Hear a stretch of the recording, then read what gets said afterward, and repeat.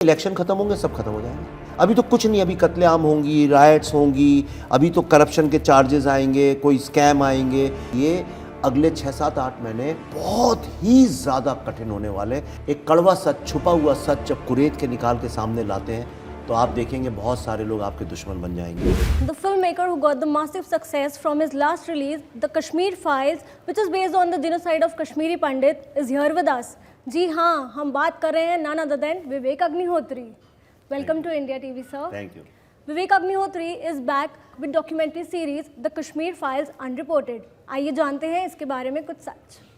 Sir, बताइए अपनी series के बारे में.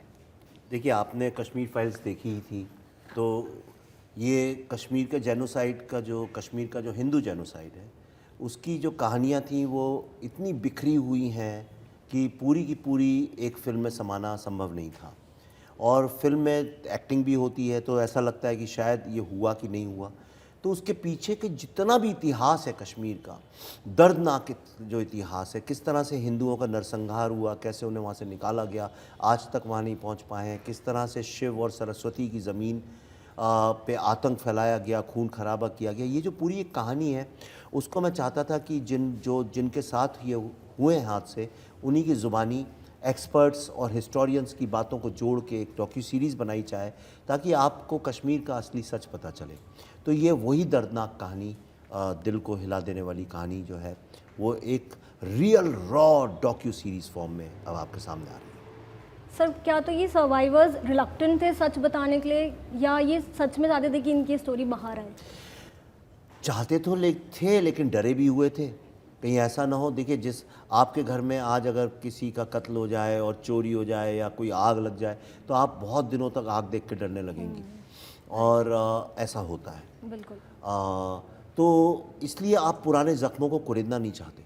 और दूसरा, वो विश्वास भी टूट जाता है आपका दूसरों के ऊपर, तो वो उनको विश्वास भी नहीं था अगर हमने हमारी कहानी सुन के लोग कैसे इस्तेमाल करेंगे, क्योंकि कई लोग पहले बेवकूफ़ बना चुके थे उन लोगों को। लेकिन हमसे धीरे धीरे एक ने बात की, फिर दूसरे ने, तीसरे ने, हमने आराम आराम से इत्मीनान से सब किया, फिर एक भरोसे की चेन बंधी और अब ये हो गया है कि we are like part of their family. Wow sir, तो बहुत क्या ये डिफ़िकल्ट था कश्मीर में शूट करना जहाँ इंसर्जेंसी है, टेररिस्ट एक्टिविटी इतनी होती है, या सब इजी गोइंग था? यार, अब मैं ये बोलूँगा, अब जब सब कुछ ख़त्म हो गया है तो ये समझ लीजिए मौत का कुआं था जिसमें बहुत जोखिम भरी ज़िंदगी थी और बहुत कष्टदायक, 2 लेवल पे, ऑब्वियसली 3 लेवल पे। एक आर्थिक दृष्टि से भी, दूसरा एक फिज़िकल दृष्टि से भी। आपकी जान और आपकी परेशानी और मेहनत, बहुत मेहनत की हमने दिन रात पिछले 5-6 साल से। मैं तो आधा घंटे की भी छुट्टी नहीं ली है, 10 मिनट का ब्रेक नहीं लिया मैंने पिछले 5-6 साल में। मैं नॉन स्टॉप 24 घंटे भाग भाग के, क्योंकि मुझे ये लग रहा था कि किसी तरह बस ये कहानी दुनिया के सामने लेके जानी है, तो वो किया। और तीसरा, भावनात्मक रूप में, इमोशनल रूप में इसने तोड़ के रख दिया, हमको बदल दिया पूरी ज़िंदगी। लेकिन मैं ईश्वर का धन्यवाद देता हूँ कि मुझे ये मौका मिला कि मैं एज अ ह्यूमन बीइंग बदल सका। सर, कभी आपको ऐसा लगा है कि वॉइसिंग योर ओपिनियन या bringing reality to the world can actually land you into problems, या फिर आप बॉयकॉट कल्चर का मतलब हैवी विक्टिम बन सकते हैं बॉयकॉट कल्चर के? बन नहीं सकते, बना ही हुआ हूँ। आप तो जानती हैं, तो, उसमें कोई छुपा हुआ नहीं है। और ऑब्वियसली जब आप सच, एक कड़वा सच, छुपा हुआ सच जब कुरेद के निकाल के सामने लाते हैं तो आप देखेंगे बहुत सारे लोग आपके दुश्मन बन जाएंगे, और बन ही जाते हैं। आप ही किसी के सच बोल दीजिए तो वही आदमी आपका दोस्त होगा, दुश्मन बन जाएगा। आप ट्विटर में किसी को, सोशल मीडिया में ज़रा सा सच लिख दीजिए तो वही आपको ब्लॉक कर देगा इंस्टेंटली। आप अगर ज़रा सा भी लिख दीजिए किसी को तो लोग सच सुनना नहीं चाहते, लोग सच की बातें करते हैं, सच की कहानियाँ। जैसे ताशकंद फाइल में मिठुन दा का बड़ा फेमस डायलॉग था कि लोग सच नहीं, सच की कहानियाँ सुनना पसंद करते हैं, सच कोई नहीं पसंद करता। लेकिन मैं सच सुनाना पसंद करता हूँ, इसलिए मेरा जो काम है वो जोखिम भरा है। बिल्कुल सर। सर, जैसे कि द टाइटल है कश्मीर फाइल अनरिपोर्टेड, तो इसके कुछ जैसे आपने कहा इसके कुछ ऑफिशियल रिकॉर्ड्स नहीं थे, या बहुत ज़्यादा ये रिकॉर्डेड नहीं था, कुछ फाइल्स नहीं थी इस पर, तो आपने कैसे सोर्स आउट किया कि ऐसा कुछ है और मुझे ये दुनिया के सामने लाना है? देखिए, मैं एक तो थोड़ा मैंने अपना करियर शुरू किया था रिसर्च से ही, तो मैं जानता हूँ रिसर्च कैसे होता है ग्राउंड पे, primary research, secondary research, tertiary research. तो मुझे थोड़ी सी उसकी टेक्निक भी पता थी, कैसे इतना सारा डेटा उसे कंपाइल करके कैसे एसेंस निकालना, ये मैं जानता भी था पहले से, तो वो मेरे काम आया। और फिर धीरे धीरे कारवां बनता गया। जब सत्य की तलाश में निकलो तो मैं आपको ईमानदारी से एक सलाह देता हूँ, कभी भी सत्य के लिए निकलोगी ना, अपने आप रास्ते खुलते हैं। चूँकि लोग निकलते ही नहीं हैं उस रास्ते पे, इसलिए रास्ते ही नहीं खुलते और फिर कहते हैं सब जगह निराशा है। ऐसा नहीं है, एक बार चलने लगो ना तुम, अपने आप रास्ते खुल जाएंगे। तो सर ये कश्मीर फाइल्स की जो शूटिंग है और ये कश्मीर फाइल्स अनरिपोर्टेड, ये आपने एक साथ की या फिर इस फिल्म की सक्सेस के बाद आपको लगा कि कश्मीर फाइल अनरिपोर्टेड भी बाहर आना चाहिए? अरे नहीं नहीं नहीं, हम तो पहले कश्मीर अनरिपोर्टेड ही बना रहे थे। अच्छा, ये फाइल्स वर्ड बाद में जुड़ा है, ओके। पहले इसका नाम कश्मीर अनरिपोर्टेड ही था और ये डॉक्यूमेंट्री ही थी। फिर जब हमारे पास सारा डेटा और सब रिसर्च हो गया तो हमने कहा क्यों ना हम इस पर एक फ़िल्म बनाएं तो ज़्यादा से ज़्यादा लोगों तक पहुँचेगी। और ये सोच के हम फिल्म हमने बनाई कि ज़्यादा से ज़्यादा लोगों तक पहुँचे। Right right sir. तो अब हम जैसे कि आप रियलिटी की ही बात कर रहे हैं, तो आजकल मणिपुर, एनसीआर, नो वायलेंस बहुत ज़्यादा न्यूज़ में है, तो इस पे आपका क्या टेक है? इस पर कुछ नहीं, इलेक्शन ख़त्म होंगे सब खत्म हो जाएगा। कैसे? ये 2024 के इलेक्शंस का प्रिलूड है, उसके लिए सब हो रहा है। अभी तो खूब आगजनी होगी। मैंने एक फोरकास्ट लिखी थी और जो मैंने पॉइंट्स लिखे थे आज से 3-4 महीने पहले, वो हर चीज़ हो रही है। अभी तो कुछ नहीं, अभी कत्लेआम होंगी, राइट्स होंगी, अभी तो करप्शन के चार्जेस आएंगे, कोई स्कैम आएंगे, ये सब बहुत होने वाला है अभी, वो इस तरफ से भी उस तरफ से भी हर तरफ से, क्योंकि इलेक्शन आ रहे हैं और इस बार जो है बहुत बड़ी स्टेक्स हैं। जो गवर्नमेंट है उसकी भी स्टेक्स बहुत हाई हैं, क्योंकि वो 2 बार के बाद बड़ा मुश्किल होता है गवर्नमेंट के में रहना, तो उनके लिए भी स्टेक्स बहुत हाई हैं। और जो ये ऑपोजिशन है जो इतना हारता आ रहा है, अगर इस बार वो लोग नहीं जीते तो सबको अपने अपने घर में ताला और दुकानों में ताला लगा के अपने अपने गांव जाना पड़ेगा।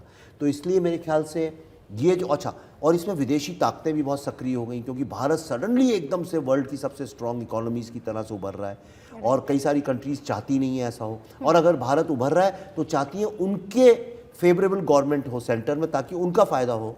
तो इसलिए वो भी अपने लोगों को वहाँ बैठाना चाहती हैं और कुछ लोगों को हटाना चाहती हैं।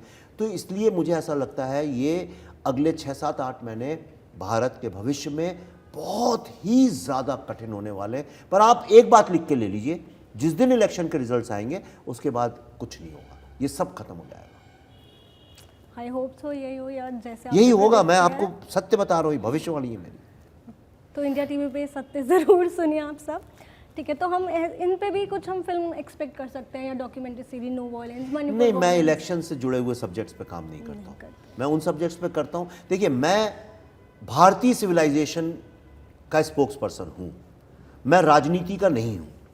अगर राजनीति उसके साथ जुड़ जाती है तो अलग बात है, लेकिन मैं किसी राजनीति से मुझे कुछ लेना देना नहीं है। मैं भारतीय सिविलाइजेशन पे काम करता हूँ, भारतीय लोगों के लिए फिल्म बनाता हूँ, भारत से जुड़ी फिल्म बनाता हूँ। राजनीति से मुझे ये याद आया कि काफ़ी फैंस जो है ना वो ये पूछना चाहते हैं विवेक अग्निहोत्री कब पॉलिटिक्स ज्वाइन कर रहे हैं। बहुत लोगों के क्वेश्चन हैं। गलत सवाल है, इसलिए पॉलिटिक्स तो आपको अगर ईश्वर ने नरक की सज़ा दी हो तभी ज्वाइन करनी चाहिए, वो नरक का जीवन है। आज मैं स्वतंत्र रूप से अपनी आवाज़ में बोल रहा हूँ, जो मैं बोलना चाहता हूँ बोल रहा हूँ। आप मुझे बताइए, अगर मैं पॉलिटिक्स ज्वाइन कर लूँ तो क्या इस तरह बोल पाऊँगा? आपको लगता है विवेक अग्निहोत्री ऐसे बोल पाएगा? नहीं बोल पाऊँगा ना। फिर आप मेरे को वैसे ही, आप will you like me like the way you like me now? नहीं ना, आपको अच्छा लगेगा। अभी मेरी आवाज़ है, स्वतंत्र आवाज़ है, लेकिन अगर मैं पॉलिटिक्स ज्वाइन कर लूँगा तो मैं किसी और की आवाज़ बोलने लगूंगा, इज़न्ट इट? जो पार्टी ज्वाइन कर लूँगा फिर मैं कहूँगा वाह वाह वाह वाह, देखिए उसी की बात करूँगा, गलत भी हो रहा है तो चुप रहूँगा, करेक्ट? लेकिन आज मैं खुले रूप से जो चाहे वो बोल सकता हूँ। तो फिल्मों पे वापस आते हुए अभी हमने देखा कि OMG 2 आदिपुरुष पे बहुत ज़्यादा बवाल हुआ, तो ऐसा है क्या कि क्रिएटिव लीग के चक्कर में आप इंडियन माइथोलॉजी के साथ छेड़खानी कर सकते हैं?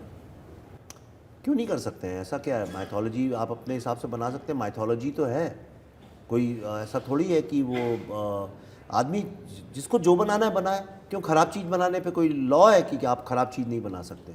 आप ख़राब खाना बना सकते हैं, क्यों नहीं बना सकते हैं? आप कुछ भी ख़राब बना सकते हैं, आपको पूरा हक है। फिर वो चाहे क्रिटिसिज्म ही होता रहे जितना अब मर्जी। उसके कॉन्सिक्वेंसेस हैं। आप ख़राब बनाएंगे तो आप ख़राब बातें सुनेंगे, अच्छा बनाएंगे तो अच्छी बातें सुनेंगे। पर लेकिन मैं कोई नहीं होता हूँ किसी को ये बोलने वाला कि आपको क्या बनाना चाहिए क्या नहीं बनाना चाहिए। तो आप हमेशा रियलिटी पे ही बात करेंगे कि माइथोलॉजी का भी कुछ है कि आप बनाएंगे कुछ? मैं माइथोलॉजी बना भी नहीं सकता हूँ। मैं महाभारत पे अगर कुछ करूँगा तो मैं उसको एज अ हिस्ट्री प्रेजेंट करूँगा। मेरी नज़र में महाभारत भारत का इतिहास है, राइट? हाँ जी। और कुछ लोग उसको माइथोलॉजी बना देना चाहते हैं, लेकिन वो माइथोलॉजी नहीं है। माइथोलॉजी वो होती है जो झूठ होता है, जो होती ही नहीं है। वो इतिहास है, मेरे लिए वो चलते फिरते लोग हैं। तो जब मुझे ऐसा लगेगा कि मैं उसको इतिहास की तरह प्रेजेंट कर सकता हूँ, करूँगा। और क्या पता कब हो जाए, अगली बार आपसे मिलूँ, मैं कहूँ हाँ देखो मैं महाभारत बना रहा हूँ। तो एक कोई ऐसा मिसकंसेप्शन अबाउट इंडियन सिनेमा जो आप लोगों के सामने लाना चाहेंगे? नहीं, मैं अपने काम से ही भारतीय सिनेमा को एक सॉफ्ट पावर की तरह इस्तेमाल करना चाहता हूँ, और मैं चाहता हूँ भारत का सिनेमा विश्व में भारत की छवि जो है उसको ठीक करे, भारत के यंगस्टर्स को एक कॉन्फिडेंस दे, और सिनेमा का समाज में एक बहुत बड़ा रोल होना चाहिए, और वो रोल निभाने में आप देख ही रही हैं मैं दिन रात मेहनत कर रहा हूँ। आपके इसके बाद और क्या प्लान्स है? वैक्सीन वॉर और Kashmir file unreported, vaccine war, उसके बाद आप क्या करें? उसके बाद मैं एक फिल्म बना रहा हूँ, उसका नाम है द दिल्ली फाइल्स। ओके। ये एक ट्रिलॉजी थी, मतलब 3 फिल्मों का एक श्रृंखला थी। ताशकंद फाइल्स, उसके बाद कश्मीर फाइल्स, और तीसरी है the Delhi files. Tashkent files थी राइट टू ट्रूथ के बारे में, और कश्मीर फाइल्स थी राइट टू जस्टिस के बारे में, और दिल्ली फाइल्स होगी राइट टू लाइफ के बारे में। Keenly we are looking forward to that. Thank you. Thank you so Thank much, you. sir. Thanks Thank for being on India TV. Thank you very much.